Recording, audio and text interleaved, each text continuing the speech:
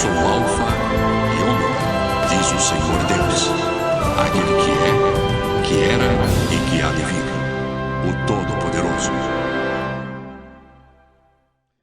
Aleluia. A palavra de hoje é em João capítulo 15, é no versículo 16. João capítulo de número 15, versículo 16. O título, leia: Escolhi e designei. Vamos ler o versículo então. Não fostes vós que me escolhestes a mim, pelo contrário, eu vos escolhi a vós outros, e vos designei para que vades e deis fruto, e o vosso fruto permaneça, a fim de que tudo quanto pedirdes ao Pai em meu nome, Ele vô-lo conceda. Vocês.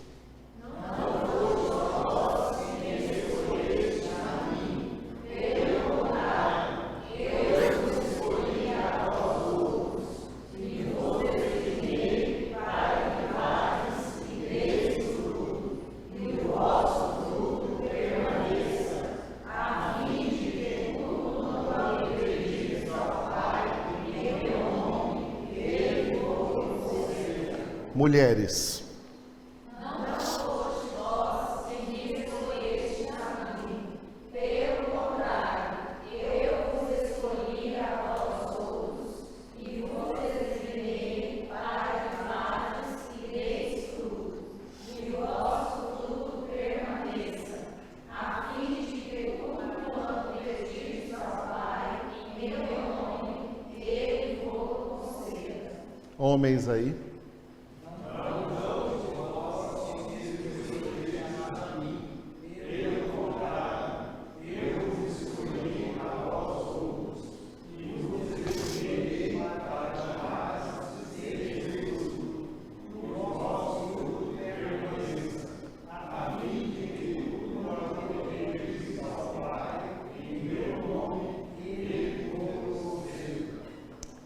Todos juntos a uma só voz, mais uma vez, com calma, viu, irmãos? Não fostes vós que me escolhestes a mim, pelo contrário, eu vos escolhi a vós outros e vos designei para que vades e deis fruto, e o vosso fruto permaneça, a fim de que tudo quanto pedirdes ao Pai em meu nome, Ele vô-lo conceda. Aleluia. Grande versículo, maravilhoso.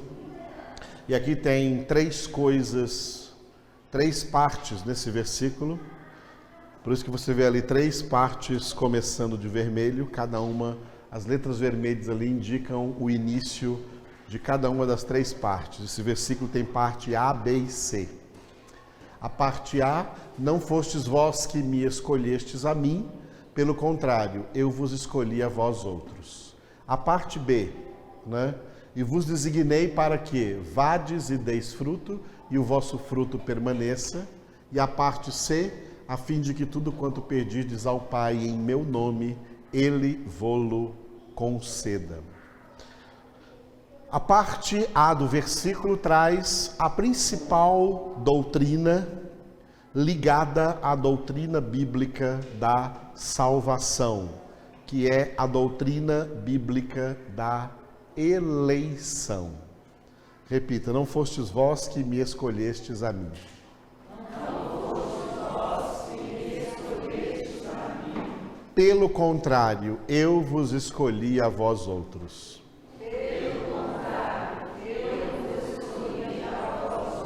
Aleluia.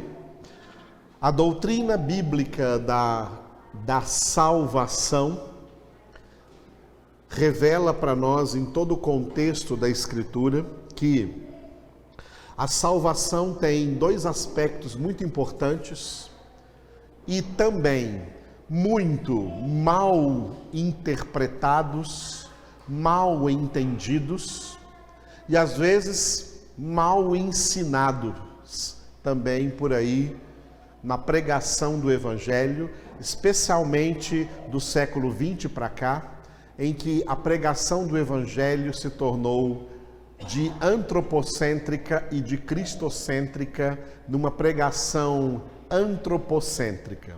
Uma pregação que caiu nas artimanhas de Satanás, pregando também dentro das igrejas evangélicas o livre-arbítrio e, com base no livre-arbítrio, pregando para as pessoas que são elas que escolhem Jesus, são elas que escolhem Deus e que elas são salvas se elas escolherem.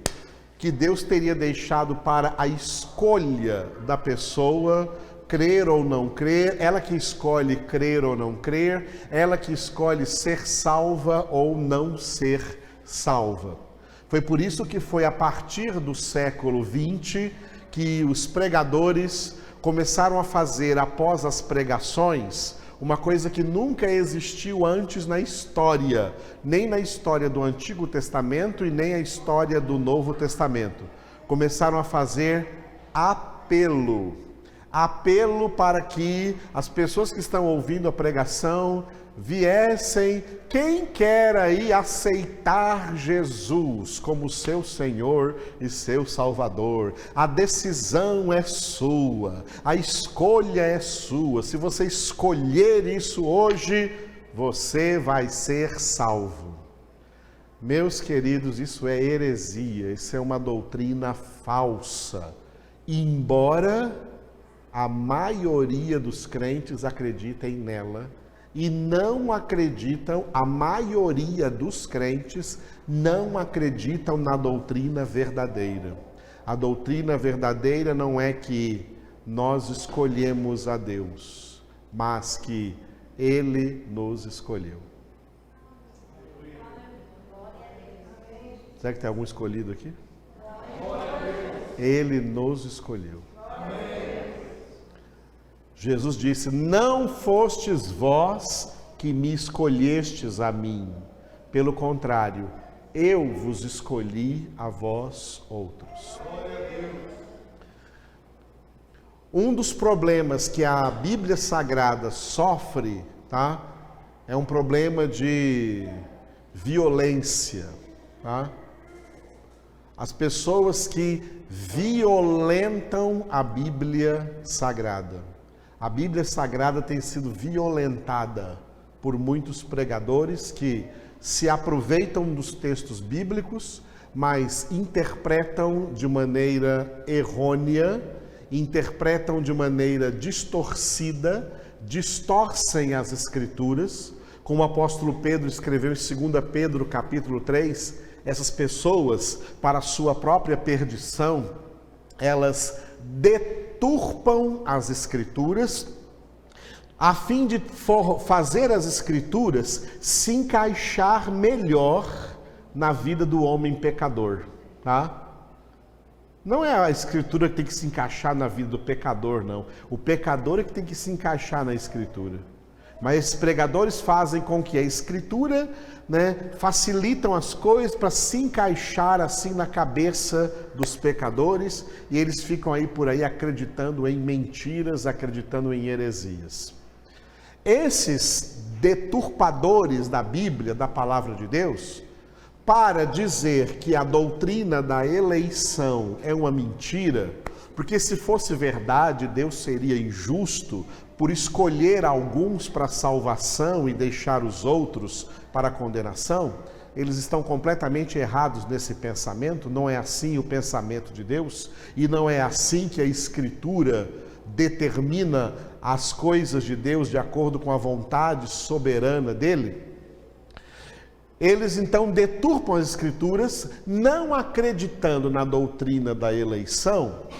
Eles pegam um texto como esse, que tem outros textos como estes, que falam de escolha, da escolha de Deus, que falam da eleição. Textos como, por exemplo, de Mateus 22:14, onde o próprio Jesus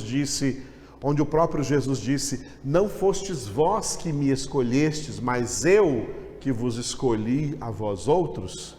Eles pegam esses textos e, de uma maneira distorcida, deturpada, eles pregam para as pessoas que esse texto não está falando de salvação, que esse texto está falando de ministério, que não é um texto soteriológico, ou seja, pregando soteriologia, pregando a doutrina bíblica da salvação. Eles pregam que esse aqui é um texto eclesiológico, pregando sobre a doutrina da igreja e dentro da doutrina da igreja, o chamado que Deus faz aos crentes, a determinados crentes, para exercer um ministério. A primeira igreja que deturpou as escrituras dessa maneira foi a Igreja Católica Apostólica Romana. A Igreja Católica Romana, ela celebra durante o seu ano litúrgico um mês inteiro. Você pode perguntar isso para qualquer católico. Se tiver um parente católico, pergunte para ele. O mês de agosto é chamado por toda a Igreja Católica no mundo inteiro de o mês das vocações sacerdotais, religiosas e missionárias. Aí eles pegam o texto de Jesus e distorcem assim, Jesus disse, muitos são chamados, mas poucos escolhidos. Aí eles dizem que muitos são chamados para ser padre, mas poucos são escolhidos para ser padre. Muitas moças são chamadas para ser freiras, mas poucas são escolhidas para ser freiras.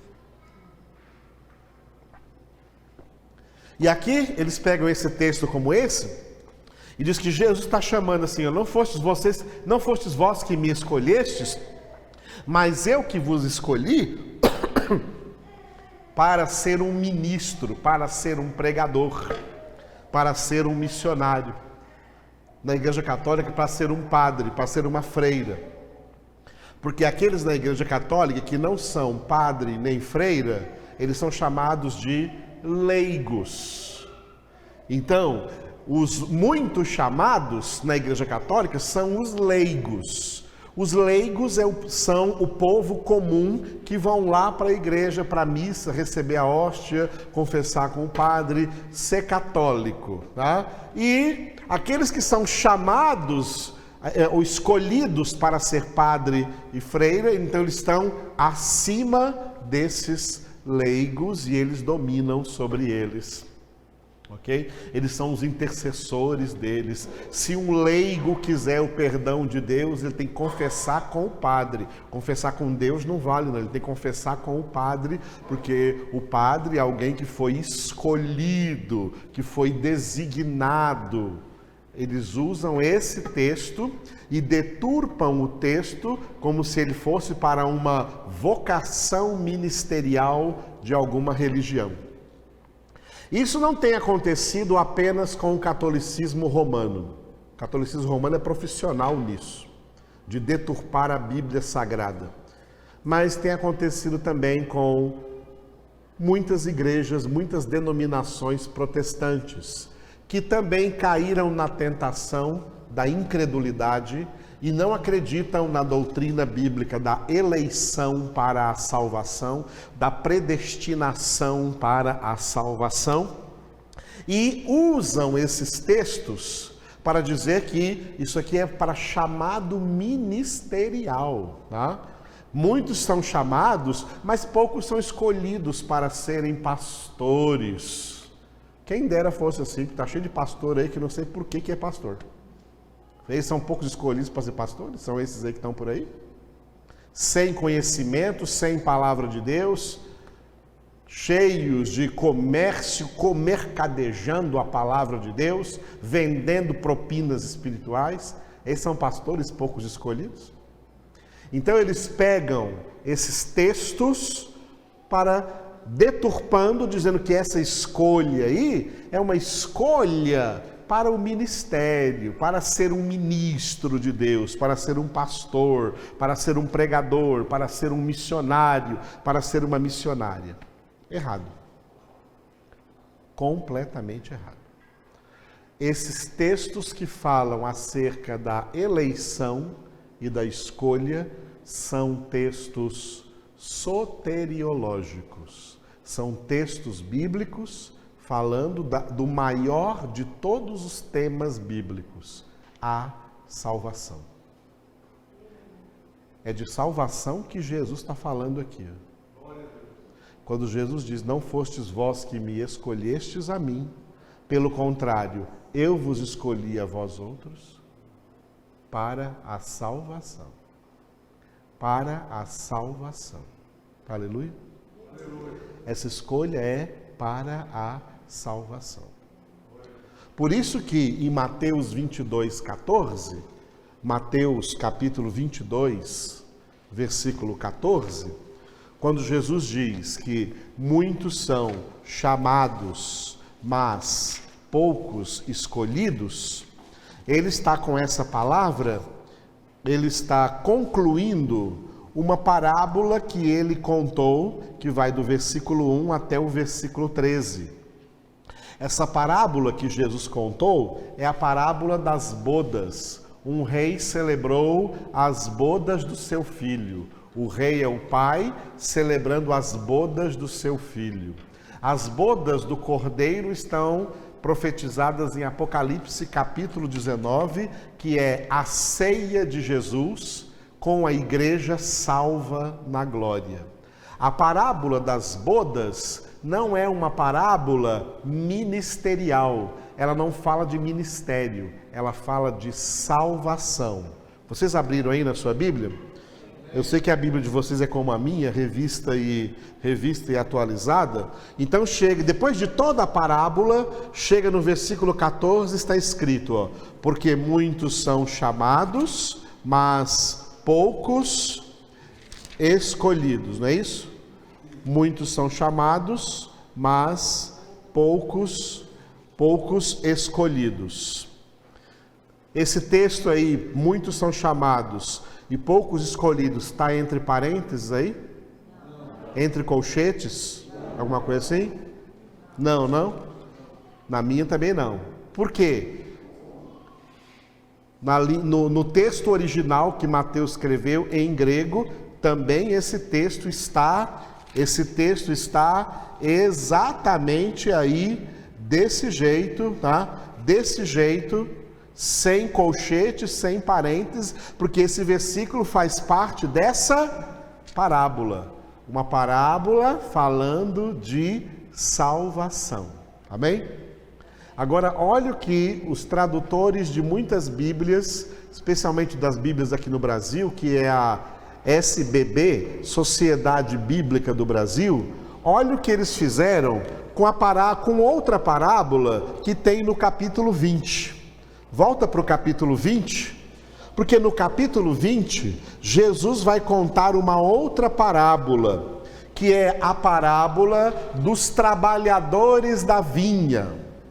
Essa parábola dos trabalhadores da vinha, ela é ministerial, ela não é sobre salvação. Por isso que Jesus conta nessa parábola que o dono da vinha, depois ele foi acertar as contas com os trabalhadores e ele pagou o justo salário, o mesmo salário para os que trabalharam mais e também para os que trabalharam menos. Os trabalhadores da primeira hora, até os trabalhadores da última hora receberam o mesmo salário. Por quê? Porque no final dessa parábola, Jesus vai dizer assim, versículo 16, Mateus 20, 16, assim os últimos serão primeiros e os primeiros serão últimos. Leia.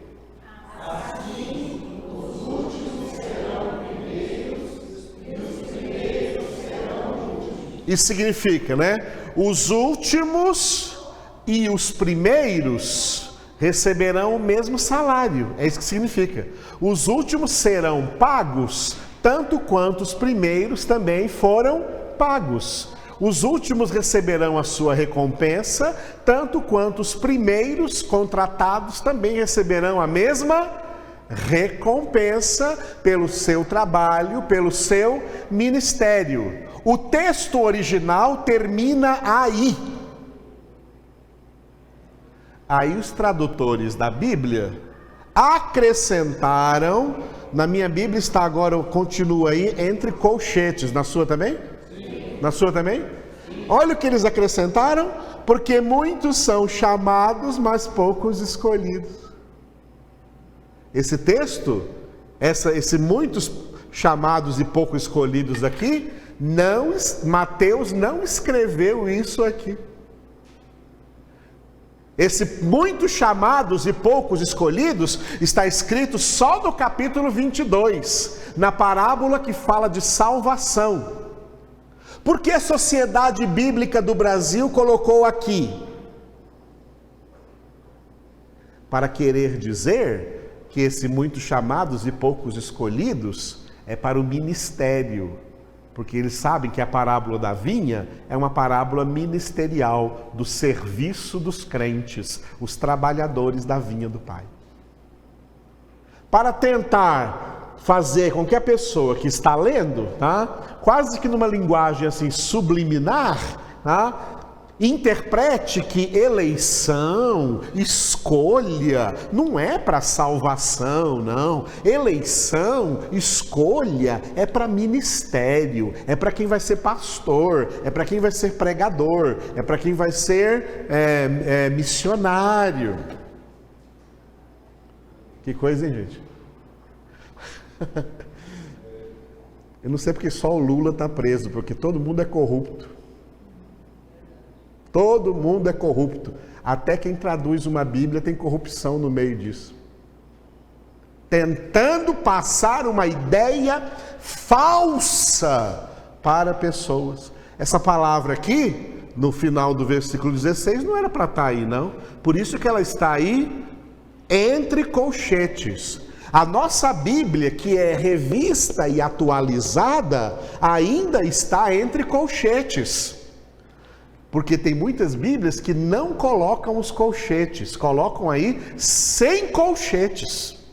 Para dizer bem claro para quem está lendo que isso faz parte dessa parábola ministerial que está aí. Que coisa, irmãos? Enganadora. Usando a própria Bíblia para enganar as pessoas. Porque muitos são chamados, mas poucos escolhidos, não faz parte desse texto de Mateus 20, porque Mateus 20 é uma parábola ministerial. Aqui está falando de ministério. E Jesus terminou essa parábola dizendo: os últimos serão os primeiros e os primeiros serão os últimos. Dizendo que todos receberão o legítimo, o merecido galardão pelo seu trabalho ministerial. A sua recompensa pelo trabalho ministerial. Mas muitos são chamados, poucos escolhidos, só faz parte lá do 22. 22:14. Vai lá para o 22:14 agora e veja lá, no 22:14, por acaso lá eles colocaram que os últimos serão os primeiros são os últimos? Porque não interessa para eles colocar isso ali. Entenderam? 22:14, muitos são chamados, mas poucos são escolhidos para salvação. Para salvação. Aleluia, amados. Para salvação. Para salvação. Hoje em dia, os próprios crentes estão odiando outros crentes que acreditam em eleição, que acreditam em predestinação. Porque os crentes que não acreditam em eleição, os crentes que não acreditam em predestinação, são a maioria. Eles são os muito chamados. Porque justamente os que creem na eleição, os que creem na predestinação, são os poucos escolhidos. Glória a Deus. Glória a Deus. Os muito chamados perseguem os poucos escolhidos. Eu sei disso, eu sou perseguido. Eu sou chamado de herege de outros nomes aí na cidade, no meio dos crentes.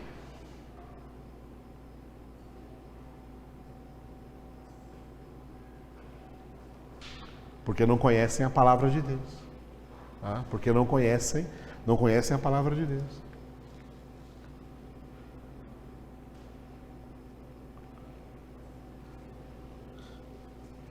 Jesus diz, não fostes vós que me escolhestes a mim. Pelo contrário, eu vos escolhi a vós outros. Isso aqui é para salvação. Aleluia? Isso é para salvação.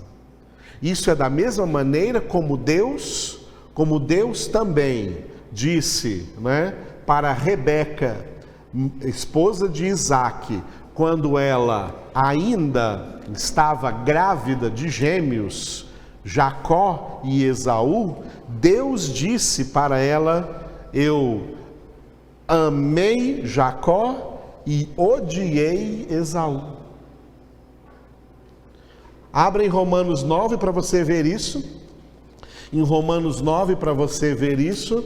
E nós entendermos algo aí importante em Romanos 9. Glória a Deus. Romanos 9, nós vamos ler o 10 e o 11. Aliás, até o 13. Até o 13, do 10 ao 13. É um texto maior aí, do 10 ao 13. Romanos 9, do 10 ao 13. Encontraram? Vamos ler juntos, todos.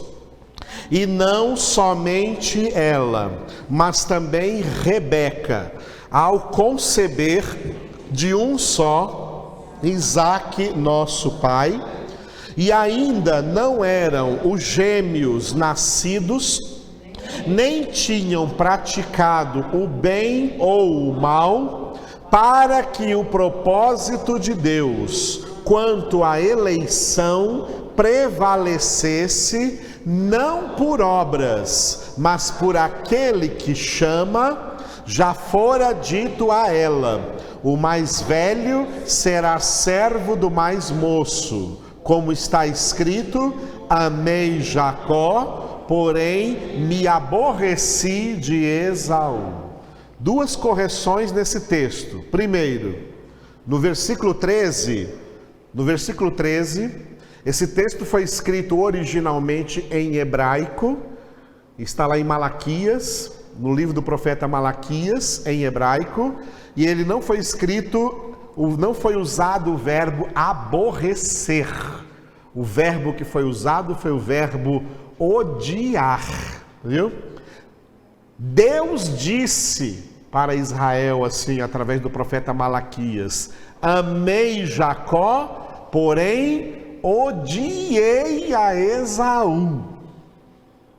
Tem gente que fala assim, mas Deus não odeia, odeia sim. Porque o ódio de Deus não é pecado. O ódio humano é pecado. A ira do homem é pecado. A ira do homem não realiza a justiça de Deus. O ciúme do homem é pecado. Deus também é ciumento, mas o ciúme de Deus não é pecado, a ira de Deus não é pecado e o ódio de Deus não é pecado, porque Deus é impecável. Glória a Deus, aleluia. Deus é justo e santo até quando odeia alguém ou alguma coisa, até quando se ira contra alguém ou contra alguma coisa, e até quando tem ciúmes de nós que somos seus filhos. Está tudo isso na Escritura. Deus tem ciúmes de nós. E em Deus o ciúme não é uma obra da carne, porque Deus não é carnal, Ele é espiritual. Glória a Deus. Então aqui está escrito o verbo odiar. Amei Jacó, porém odiei Esaú. E no versículo 11 tem uma parte aí entre parênteses, não tem? Está certo aí na sua Bíblia?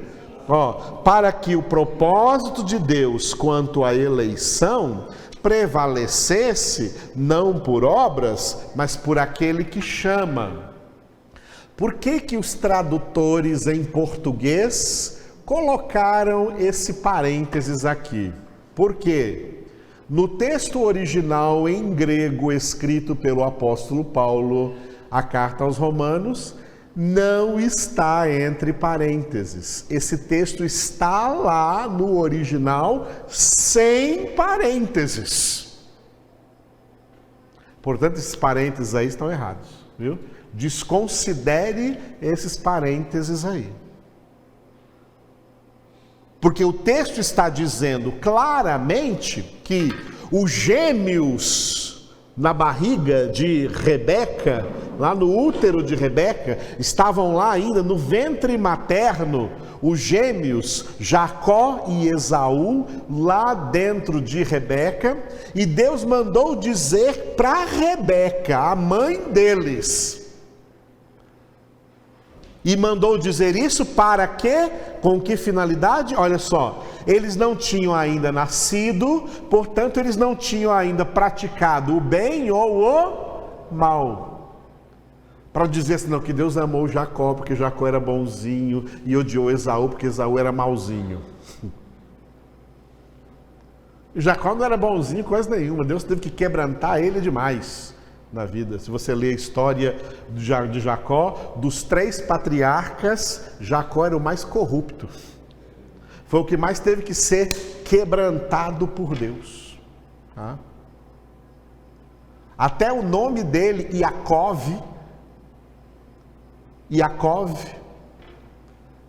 que depois em português virou Tiago, viu? Que chama Tiago. Tiago virou Iacov, vem de Iacov. Iacov significa usurpador. Olha que diferença, né? Abraão significa pai de uma multidão. Isaac significa sorriso. E Jacó significa usurpador. Por isso que foi Deus lá e trocou o nome dele. Você não vai chamar mais Jacó, não. Você vai chamar agora Israel. Tá?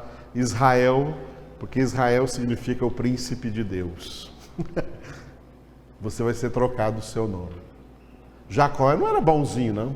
Deus não escolheu ele porque ele era bonzinho, não. Ele escolheu porque esse era o seu propósito. Este era o seu propósito. Para que o propósito de Deus, olha o que foi colocado entre parênteses aí, é muito importante. Para que o propósito de Deus, quanto à eleição para quê? Eleição para salvação, prevalecesse, não por obras, mas por aquele que chama, que é Deus. Amei Jacó e odiei a Esaú. Jacó representa os poucos escolhidos. Esaú representa os muitos chamados. Portanto, a doutrina bíblica da salvação, ela contém as doutrinas da predestinação e da eleição. Os salvos são aqueles que Deus escolheu. Escolheu desde quando? Efésios, vai para Efésios agora. Efésios capítulo 1. Efésios capítulo 1, versículo 4. Efésios capítulo 1, versículo 4. Primeiro versículo 4. Assim como nos escolheu nele, antes da fundação do mundo, para sermos santos e irrepreensíveis perante ele em amor. Repitam. Assim como nos escolheu nele, antes da fundação do mundo, para sermos santos e irrepreensíveis perante ele em amor. Olha só, quem nos escolheu? Quem escolheu quem? Deus nos escolheu ou nós escolhemos a Deus? Muito bem. Assim como nos escolheu nele. Deus nos escolheu, esse nele aí é em Cristo. Deus nos escolheu em Cristo. A data dessa escolha, quando Deus viu que a gente era muito bonzinho? Quando foi a data dessa escolha? Antes da fundação do mundo. E qual o propósito dessa escolha? Para sermos pastores, ministros, pregadores, ou para quê? Para sermos santos e irrepreensíveis perante ele e em amor. Deus nos escolheu para ser santos. Essa escolha, portanto, é para a salvação. Não é para ministério, é para a salvação. O versículo 5 fala de 4, fala de eleição. O 5 fala de predestinação. 5. nos predestinou para Ele, para a adoção de filhos, por amor de Jesus Cristo, segundo o beneplácito de sua vontade. Vocês. Nos predestinou para Ele, para a adoção de filhos, por meio de Jesus Cristo, segundo o beneplácito de sua vontade. Aleluia. Versículo 4, diga, nos escolheu. Versículo 5, diga, nos predestinou. E foi para quê? Escolheu e predestinou para quê? Para ser pastor? Para ser santos, para ser irrepreensíveis, para ser filhos de Deus, para ser salvos.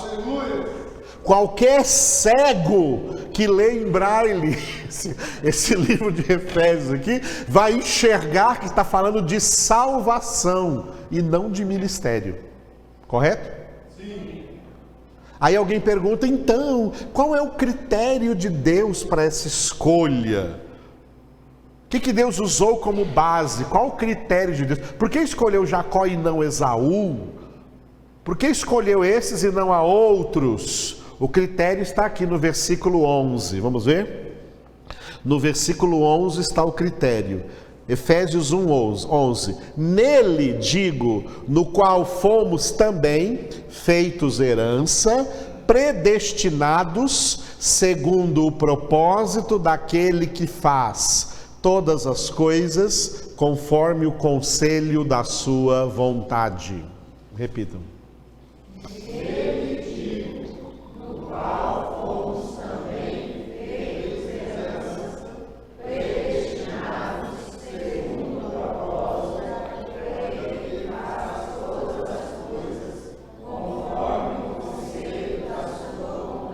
Aleluia. Amém. Para quem que Deus pediu conselho para saber quem escolher? O conselho da sua vontade. Amém. A vontade dele que é boa, agradável e perfeita. O critério de Deus para essa escolha é a vontade dele, a vontade soberana dele. Deus é o único ser livre para fazer o que quiser, para escolher quem ele quiser. Para escolher gente, a fim de que sejam vasos para a honra, e para escolher gente que sejam, a fim de que sejam vasos para desonra. E a escolha para a salvação, Deus usou de muita misericórdia, porque todos estávamos na mesma condição, de vasos de desonra, de vasos de condenação, porque todos pecaram, nós também. Mas Deus foi de tamanha misericórdia para nos tirar do meio da condenação e nos dar uma imerecida salvação em Cristo Jesus. E é por isso que Jesus diz, não fostes vós que me escolhestes a mim. Pelo contrário, eu é que vos escolhi a vós outros. Amém. Glória a Deus. Glória. E o segundo verbo que ele tem ali agora, né? Eu vos escolhi, e agora diga, eu vos designei. Jesus nos escolheu e nos designou para quê? Para quê? Para que vades e deis fruto, e o vosso fruto permaneça. Agora, olha só, os mesmos pregadores que estão por aí pregando que essa escolha é ministerial e não para salvação, eles pegam e interpretam esse fruto aqui como trabalho, como fruto da pregação. Quantas pessoas você ganhou para Cristo esse ano? Produzir fruto é ganhar gente para Cristo. Aí ficam nessa competição aí nas igrejas para ver quem ganha mais, quem ganha mais fruto, quem ganha mais gente para Jesus, quem ganha mais pessoas para Jesus. Quantas pessoas você ganhou para Jesus? Ninguém ganha ninguém para Jesus. O justo que ganha almas é sábio. Está lá no livro dos Provérbios. Esse justo é Jesus. Quando eu prego a palavra para um pecador, e esse pecador é convertido, não fui eu quem o ganhei, foi a palavra que é Jesus que o ganhou. Essa mesma palavra eu prego para outro pecador e Jesus não quer ele. E ele não converte. Aí eu penso assim, como é que eu preguei para aquele e funcionou? E por que eu preguei a mesmo jeito para esse e também não funcionou? Porque não é isso, não é questão de funcionar. É questão de escolha de Deus. Nós fomos enviados por Deus a pregar a palavra para todo mundo, a dar testemunho para todo mundo. Agora, dentre esse todo mundo, Deus vai salvar quem Ele quiser, não quem nós quisermos. A salvação não acontece por nossa vontade, pela vontade de Deus. Deus não consultou a nossa vontade, Ele consulta a vontade dEle. Então, quando alguém é convertido, isso não é fruto nosso, isso é fruto de Cristo. É Jesus quem ganhou, porque Jesus é a palavra, Jesus é o verbo. Glória a Deus.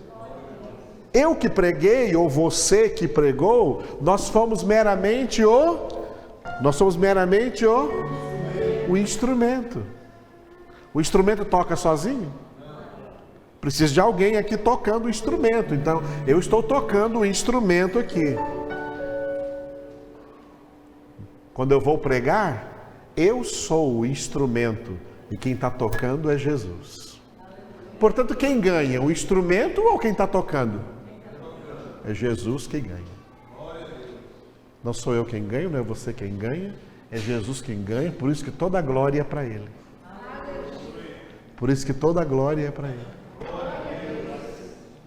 É Jesus que está ganhando, não somos nós que estamos ganhando. Então, esses pregadores aí que estão equivocados na interpretação dessa palavra, interpretando errado, como pensam que escolha é para ministério, pensam que fruto é resultado do ministério, é resultado da pregação, é quanta gente você ganhou para Cristo nessa pregação. Está errado.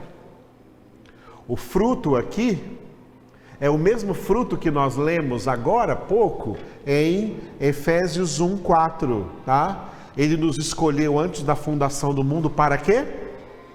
Para sermos santos, irrepreensíveis perante Ele e em amor. Já colocou lá o amor? Porque o fruto que nós vamos dar, que Jesus nos designou para dar fruto, é o fruto do Espírito, que Paulo descreveu em Gálatas 5, 22, 23. O fruto do Espírito é amor, alegria, paz, longanimidade, bondade, benignidade, fidelidade, mansidão, domínio próprio. O fruto do Espírito, amados, é fruto de santidade, é resultado da santificação que Deus opera nos seus escolhidos. Os escolhidos estão sendo santificados. Amém. E o fruto dessa santificação é um fruto que permanece. É um fruto permanente. O Espírito Santo produz o fruto cada vez mais forte. Vai aumentando esse amor, essa alegria, essa paz, essa longanimidade, essa bondade, essa benignidade, essa fidelidade, essa mansidão, esse domínio próprio. Vai aumentando na nossa vida cada vez mais esse fruto à medida que nós progredimos no nosso processo de santificação. Esse é o fruto. E aí termina o versículo dizendo, ó, a fim de que tudo quanto pedirdes ao Pai em meu nome, Ele vô-lo conceda. Porque à medida que nós nos santificamos, mais as nossas almas se adequam à vontade de Deus. E então, as nossas orações, os nossos pedidos vão sendo cada vez mais transformados na vontade de Deus. À medida que nos santificamos, nós vamos parando de pedir a Deus coisas que eram apenas para o nosso egoísmo, para o nosso egocentrismo. Nós começamos a pedir coisas que realmente são da vontade de Deus. Porque tudo aquilo que pessoas estão pedindo por aí em oração e que não é da vontade de Deus, Deus não faz. Deus não realiza a vontade de homens, a não ser que Ele esteja, como diz no Salmo 73, colocando estes homens em lugares escorregadios. Numa linguagem popular, dando para eles corda para eles mesmos se enforcarem.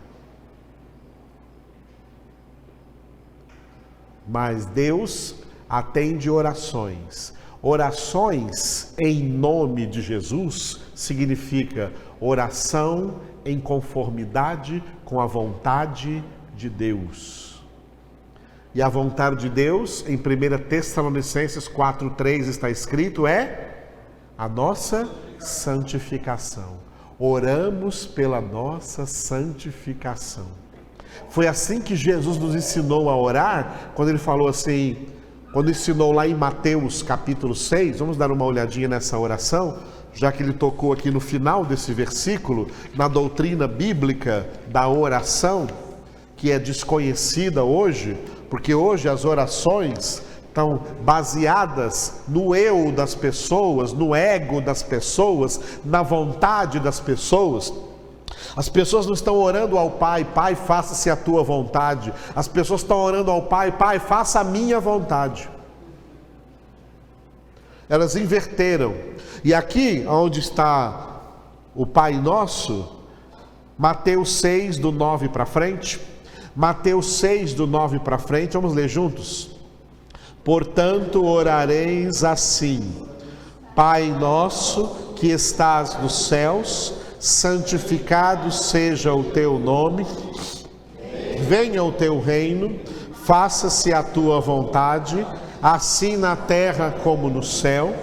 O pão nosso de cada dia dá-nos hoje, perdoa as nossas dívidas, assim como nós temos perdoado aos nossos devedores, e não nos deixes cair em tentação, mas livra-nos do mal. Pois teu é o reino, o poder e a glória para sempre. Amém. Glória a Deus.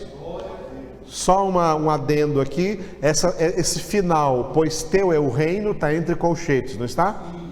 Por quê? Porque ele não faz parte do texto original. Ele foi acrescentado aqui. Mas esse acréscimo não está errado. Está errado o que está escrito aí? Hã? Então nós temos que ter discernimento daquilo que foi acrescentado e está errado, e daquilo que foi acrescentado, mas está certo. Isso aqui está certo, não está certo? De Deus é o reino? De Deus é o poder? De Deus é a glória? E para sempre? Então está certo, beleza. Isso aqui foi acrescentado porque isso aqui se chama, né? Quem estuda a história da igreja vai aprender que isso aqui é uma influência litúrgica. Ou seja, os primeiros cristãos praticavam a oração desse Pai Nosso, e quando terminavam, eles terminavam com essa doxologia. Isso se chama doxologia, uma palavra de glorificação a Deus. Então eles terminavam a oração dizendo: pois teu é o reino, o poder e a glória para sempre. Amém. Glória a Deus. Mas o que Jesus falou aí, né, vai até apenas livra-nos do mal. Do que Jesus falou aí está dividido em duas partes. Ó. A primeira parte começa com, diga, Pai Nosso. E a segunda, no versículo 11, está escrito, diga, Pão Nosso. Pai Nosso, Pão Nosso. Tá? Pai Nosso, Pão Nosso. Tá? Pai Nosso, Pão Nosso. Por quê? A doutrina bíblica da oração está aqui resumida por Jesus em duas partes. Duas partes. A primeira parte é no que diz respeito ao propósito do Pai. O propósito do Pai é a nossa santificação. Por isso, tudo que está lá referente ao Pai Nosso, tudo que está lá referente ao Pai Nosso, se resume, irmãos, na santificação. A primeira parte do Pai Nosso, nós estamos pedindo a Deus para ser santos. Pedindo a Deus, orando a Deus pela nossa santificação. Olha só, Pai Nosso que estás nos céus, santificado seja o teu nome. O nome de Deus já é santo? Sim. Então como estamos pedindo santificado seja o teu nome? Qual o significado disso? Santificado seja o nome de Deus aqui na nossa vida. Porque nós somos agora o povo que se chama pelo seu nome.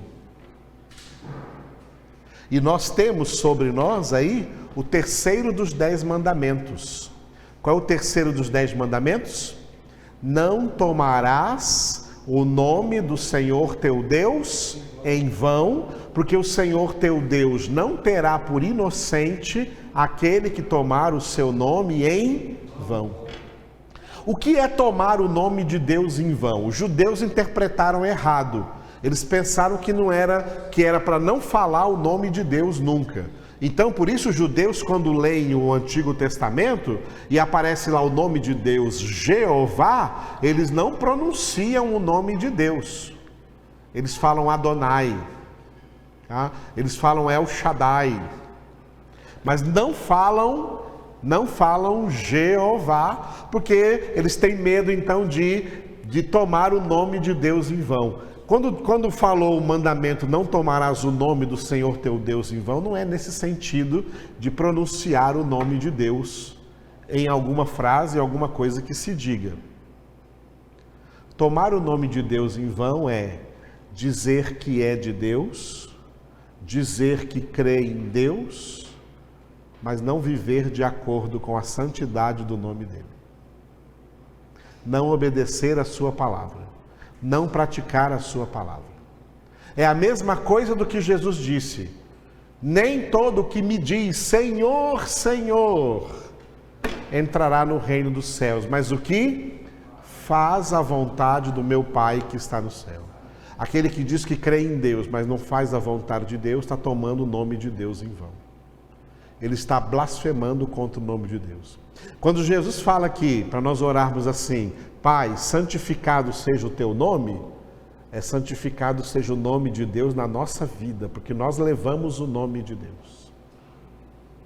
Se você não pagar uma dívida, o seu nome vai para o SPC e para o Serasa. Se você não viver a palavra de Deus, o nome de Deus é que vai para o SPC e para o Serasa da mente das pessoas. Olha aí, diz que é crente, mas olha como é que está vivendo.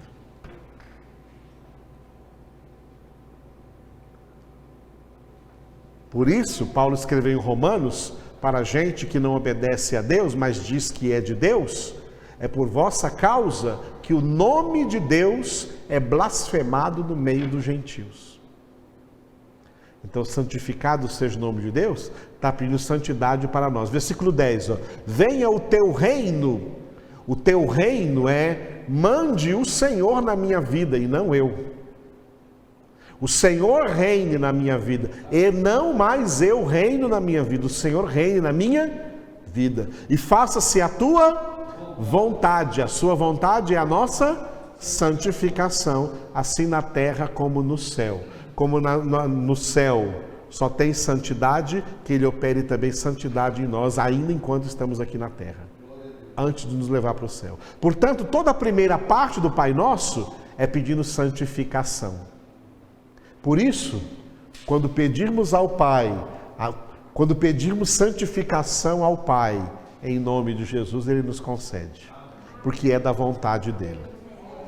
A segunda parte do Pai Nosso, que é o pão nosso, se refere à nossa tríplice constituição: corpo, alma e espírito. Repita aí: o pão nosso de cada dia dá-nos hoje. O versículo 11 se concentra nas nossas necessidades materiais, nas nossas necessidades físicas. O pão nosso aqui de cada dia é mesmo aquilo que você já comeu hoje, agradeceu ao Pai? Amém. Ainda vai comer, não vai comer hoje ainda? Vai agradecer ao Pai? Ok? É o pão nosso de cada dia, é o alimento do corpo. É o que o pão nosso aqui engloba tudo o que é necessário para a vida física, a vida material. Depois o versículo 12, e perdoa-nos as nossas dívidas, assim como nós temos perdoado aos nossos devedores. Isso aqui é para a alma, porque é na alma que está os nossos pecados, que têm que ser perdoados por Deus, e é na nossa alma que ficam também as nossas raivas, ressentimentos, mágoas, e que nós temos que perdoar. O perdão de Deus é para os nossos pecados, e o perdão ao próximo é para não pecarmos diante da mágoa, do ressentimento, do ódio, porque manter isso no coração é pecado. E quando nós perdoamos, a nossa alma é curada. Quer ter uma alma boa? Não guarde nela nenhuma mágoa, nenhum rancor de ninguém. Aleluia. Por isso que o segundo pedido é para a alma. E o terceiro pedido para a vida espiritual, corpo, alma e espírito.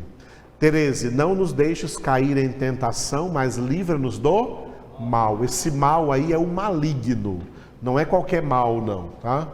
Não é uma gripe, não é uma febre, não é um tropeção numa pedra, né? É livra-nos do maligno, tá? O diabo. Esse mal aí é personificado, é Satanás, que é o mesmo tentador. Por isso, não nos deixes cair em tentação, mas livra-nos do tentador, que é o maligno. Então, na vida espiritual é que nós guerreamos também a nossa guerra espiritual, que não é contra carne e sangue, mas contra principados e potestades. E Jesus colocou isso aqui na nossa oração, nessa segunda parte, englobando as necessidades do corpo, as necessidades da alma e as necessidades espirituais, do espírito. Amém?